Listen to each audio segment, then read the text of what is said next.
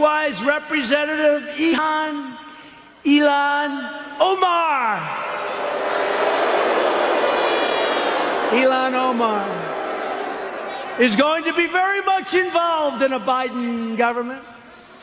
They will put this hate-filled, America-bashing socialist front and center in deciding the fate of your family and deciding the fate of your country. I don't think so.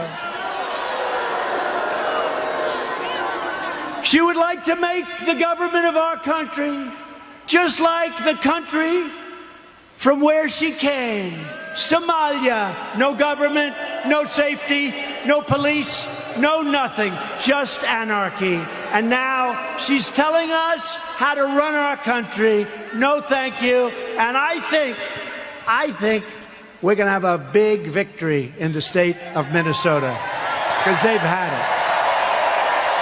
They've had it. Biden is a very willing Trojan horse for socialism.